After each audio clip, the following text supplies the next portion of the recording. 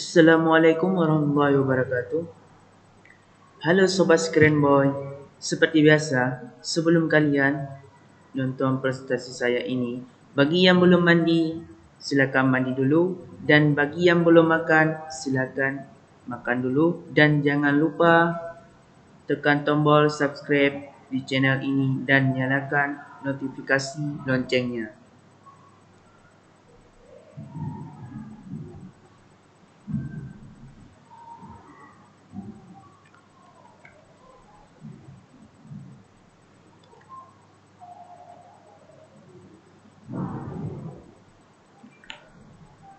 PKK singkatnya adalah Produk Kreatif dan Kewirausahaan. Lanjut. Materi produk kreatif dan kewirausahaan. Perencanaan produksi massal. Lanjut. Pengertian produksi massal. Pengertian produk massal adalah suatu aktivitas yang dilakukan berulang untuk memproduksi sebuah produk dengan jumlah yang masif. Produsen atau perusahaan akan menjalankan aktivitas produksi ini secara kontinu agar mampu mencakupi kebutuhan pasar.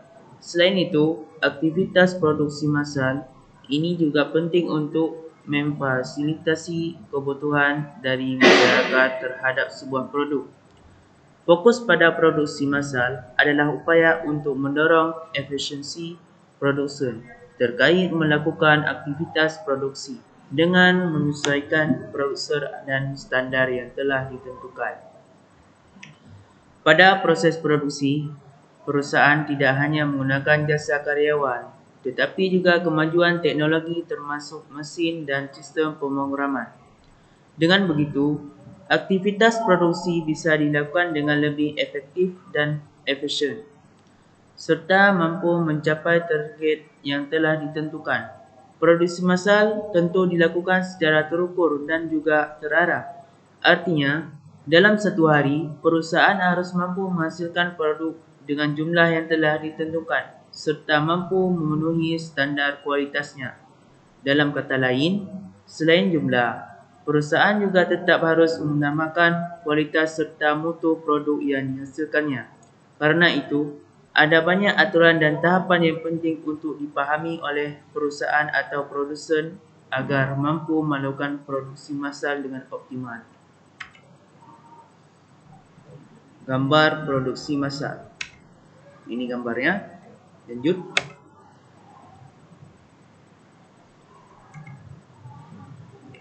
Ciri-ciri produksi massal. Produk berbiaya rendah, sebab secara umum hanya produk yang punya biaya dan harga rendah yang diproduksi secara massal. Bandingkan dengan produk eksklusif yang diproduksi dalam sistem limited edition, maka produk akan dilepas ke pasar dengan harga tinggi. Tujuannya untuk menguasai pasar. Semakin tinggi jumlah produknya, maka akan tersedia semakin banyak dan luas di pasaran, sehingga produk tersebut dilihat semua konsumen dan mampu menguasai pasar. Dijual di pasar bebas. Produk massal biayanya dijual secara bebas, sehingga bisa ditemukan di mana saja dan dibeli kapan saja. Misalnya, kos oblong biasa, maka bisa dibeli di pasar, swalayan, sampai supermarket. Ada stok produk. Permintaan produk yang tinggi membuat produsen sengaja menyediakan stok produk jadi, sehingga bisa memenuhi permintaan produk dalam jangka panjang. Alur kerja seimbang. Proses produksi memiliki alur yang sudah ditata sedemikian rupa sehingga semua bahagian mendapatkan tugas yang seimbang atau adil. Diproduksi secara berkesinambungan. Proses produksi berlangsung secara terus-menerus dengan tahapan yang sama dan menggunakan bahan baku yang sama juga. Ada prosedur standarisasi produk. Artinya dalam proses produksi ada standar yang harus dipenuhi, baik itu standar bahan baku, ukuran bahan baku, standar mesin dan lain sebagainya. Lanjut. Perencanaan produksi massal. Perencanaan produksi massal adalah sebuah rencana yang dilakukan sebelum memproduksi sebuah barang dalam jumlah besar-besaran untuk menghindari adanya kesalahan bahkan kerugian. Tentunya proses perencanaan produk massal ini harus dilakukan dengan sungguh-sungguh. Biasanya dalam proses ini akan ditentukan berbagai hal, misalnya saja warna produk, jumlah unit produk, bentuk, dan lain sebagainya. Dalam produksi massal, ini juga semua proses produknya dilakukan secara berkesinambungan alias tak pernah putus. Oleh karena itulah, perencanaan sebelum produksi massal harus dilakukan sehingga pada saat produksi massal tidak ada kesalahan satupun. Gambar perencanaan produksi massal. Ini gambarnya. Lanjut.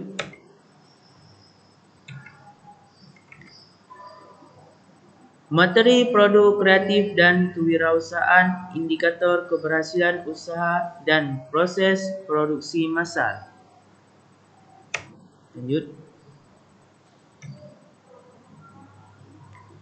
Definisi keberhasilan usaha.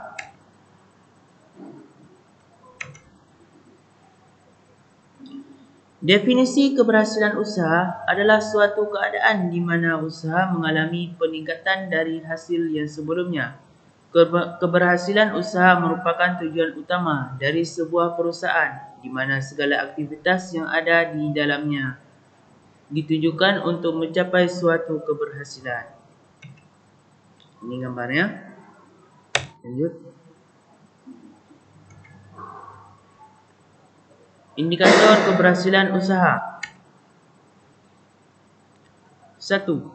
Adanya peluang pasar yang terbilang baik. 2. Terdapat keunggulan pada persaingan. 3. Terdapat kualitas terhadap barang serta jasa. 4.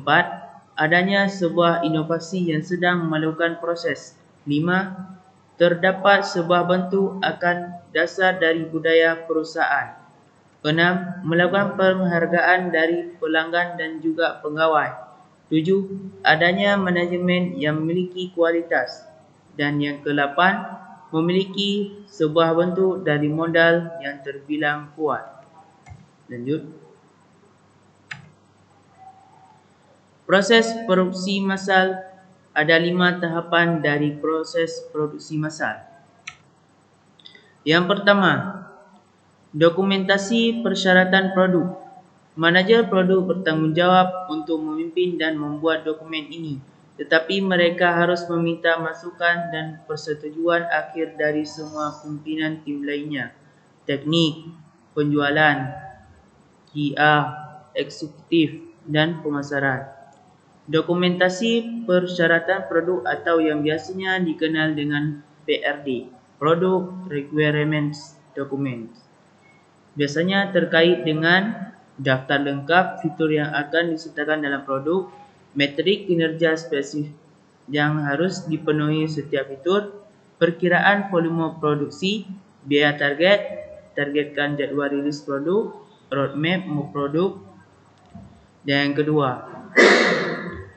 validasi dan pengujian teknik. Berikutnya adalah bagian validasi dan pengujian teknik atau FAT. Engineering, Validation, and Testing. Dalam tahap ini, tim teknik menggunakan segala cara untuk mengimplementasikan setiap fitur yang diuraikan dalam dokumentasi persyaratan produk. Tujuan dari tahap ini adalah untuk membuktikan bahawa adalah mungkin secara manusiawi tanpa mentang hukum fisika untuk merancang dan membangun sebuah instansi dari produk yang memenuhi persyaratan fungsional dari PRD. 3. Validasi dan pengujian desain.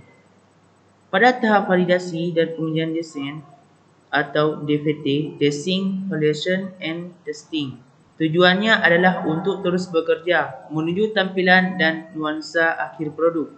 4. Validasi dan pengujian produksi. Tahap selanjutnya merupakan tahap validasi dan pengujian produksi atau PVT, Production, Validation, dan Testing. atau pre-produksi di mana kamu memastikan bahwa produk di DVD milikmu sebenarnya dapat diproduksi dengan volume dan biaya target yang tercantum dalam PRD. 5. Proses produksi tahap terakhir adalah produksi massal produksi pada tahap ini. Sebagian besar tanggungjawab ada pada produsen atau mendapatkan suku cadang, berakit dan mengujinya untuk memenuhi permintaan produksi. Namun, kamu tetap memiliki tanggungjawab untuk memastikan kualitas dan hasil produksi tetap tinggi sementara biaya mulai menurun. Hanya itu yang saya sampaikan dan juga saya presentasikan. Sekian dan terima kasih. Jangan lupa tekan tombol subscribe pada channel ini dan nyalakan notifikasi loncengnya. Okey? Assalamualaikum warahmatullahi wabarakatuh.